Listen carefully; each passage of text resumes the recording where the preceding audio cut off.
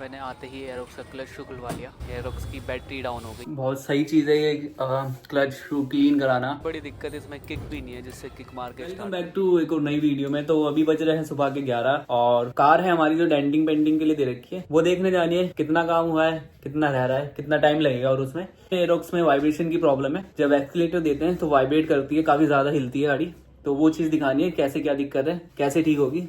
तो बिना time waste करे सीधा लोकेशन पे मिलता हूँ और सारी चीजें एक्सप्लेन करता हूँ, दिखाता हूँ कैसे कैसे क्या होगा गाड़ी में। भाई निकला था काम करवाने, पर एक काम और बढ़ गया। इसकी एरोक्स की बैटरी डाउन हो गई और ये सेल्फ भी नहीं ले रही है अब। और सबसे बड़ी दिक्कत इसमें किक भी नहीं है जिससे किक मार के स्टार्ट कर लो अगर बैटरी डाउन हो तो। ये इंजन चेक लाइट भी ब्लिंक कर रही है इसकी और हेडलाइट भी ब्लिंक कर रही है। तो अब इसका करना पड़ेगा कुछ जुगाड़, देखते हैं कैसे क्या होता है। मुझे ज़्यादा वेट नहीं करना पड़ा, घर में ही चार्जर मिल गया था, बैटरी चार्जर जो 12 वोल्ट को चार्ज कर देता है। ये चार्जर है और इसके कनेक्शन मैंने बैटरी में लगा रखे हैं। अब इससे बैटरी चार्ज हो रही है रोक के, फिर स्टार्ट करके निकलता हूँ मैं यहाँ से जल्दी से जल्दी। एरोक्स हो गई थी स्टार्ट और मैं डायरेक्ट आ गया अपनी गाड़ी देखने। गाड़ी में यहाँ काम चल रहा है और ये कह रहे हैं कि इसमें करीब 2 से 3 दिन लगेंगे अभी फ्री होने में, सारा डेंट निकलने में। इसकी रबिंग होगी, पॉलिश होगी, पेंट होगा, काफ़ी चीज़ें रह रही है अभी इसमें।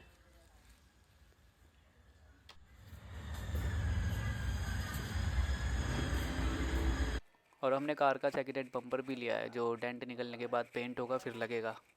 कार में तो टाइम लगेगा। मैंने आते ही एरोक्स का क्लच शू खुलवा लिया।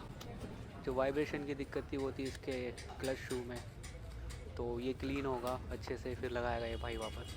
और कुछ ऐसा दिखता है एरोक्स का क्लच शू सेट पूरा। ये काफ़ी गर्म ज़्यादा हो रहा है, ये तो बहुत करवाते हैं इसे क्लीन, देखते हैं कुछ फ़र्क पड़ता है या नहीं। और भाई ने पूरा क्लच शू भी खोल दिया है, इसकी स्प्रिंग शू और क्लच का कवर, इसका कवर और ये पिन्स, ये सारी क्लीन होगी अच्छे से फिर वापस से ये पैक होगा।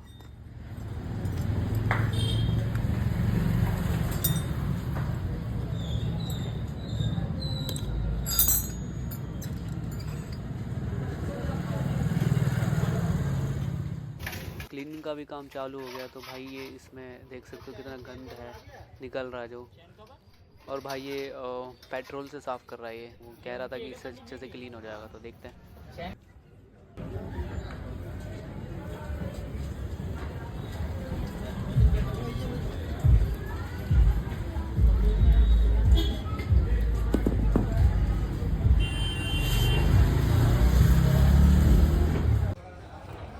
क्लीनिंग हो गई थी, अब ग्रीसिंग का पार्ट आ गया। इसकी ग्रीसिंग हो रही है अच्छे से बढ़िया से, इसकी बेयरिंग में, और जो इसकी अंदर से पिन्स निकली थी उसमें भी ग्रीसिंग कर दी है अच्छी तरह से। उसके बाद एक्स्ट्रा ग्रीसिंग को साफ़ करके इस भाई ने पैक कर दिया पूरा। ये इसकी स्प्रिंग हो गई, के ऊपर का ये हो गया क्लच शू जो मेन पार्ट है, और इसके ऊपर लगेगा एक नट स्क्रू ये वाला।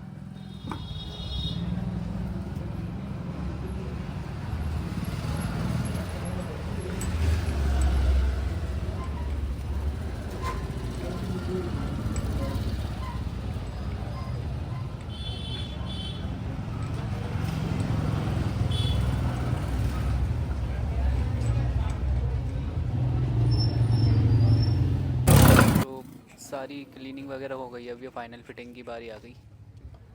अब ये भाई फिट करने लग रहा है, फिर देखता हूँ कैसी परफॉर्मेंस आती है, बताऊँगा फिर उसके बारे में भी। वाइब्रेशन कितनी कम हुई, कुछ फ़र्क पड़ा भी है या नहीं पड़ा।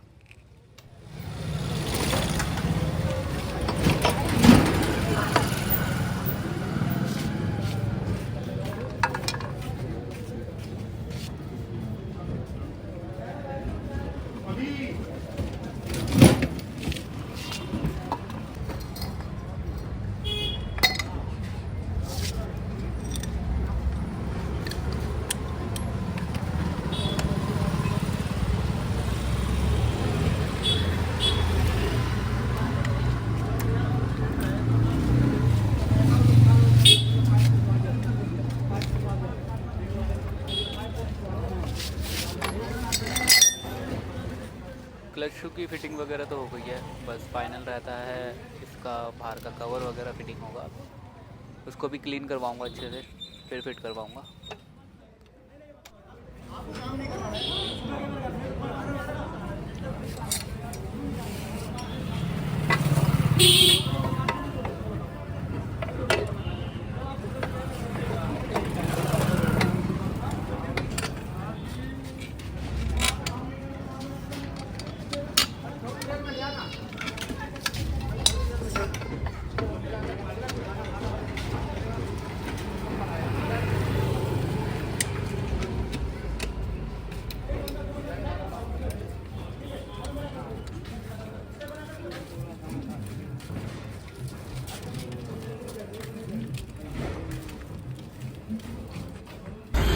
उसका काम फाइनली हो गया है डन, और अब फाइनल रिज़ल्ट चेक करना पड़ेगा इसका। टेस्ट ड्राइव लेकर कैसा रिस्पॉन्स है इसका पता लगेगा।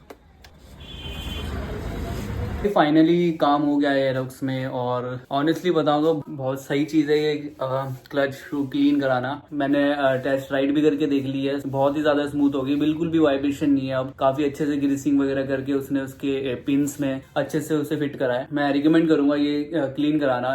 एरोक्स की नहीं, कोई भी स्कूटर हो उसमें वाइब्रेशन की ज़्यादातर यही प्रॉब्लम होती है कि क्लच शू क्लीन नहीं होता, काफ़ी टाइम हो जाता है, या फिर एक्सीलेटर जो हम देते हैं उसे झटके से देने पे वो डस्ट जमा हो जाता है क्लच शू का, जिससे वो मोस्टली वाइब्रेशन करता है इंजन या पूरी गाड़ी ही क्लच शू की वजह से। तो बेनिफिट है क्लच शू क्लीन कराना, काफ़ी ज़्यादा फर्क पड़ा, मुझे ये चीज़ बढ़िया लगी। और इसकी कॉस्ट भी ज़्यादा नहीं आई। सर्विस सेंटर में लिए थे 350 रुपये, और मैंने करवाया बाहर ये मैकेनिक से, मेरी जान पहचान का था एक कोई आसपास ही, मैंने उससे क्लीन करवाया। उसने लिए मेरे से सिर्फ 150 रुपये और बहुत ही बढ़िया से क्लीन कर दिया।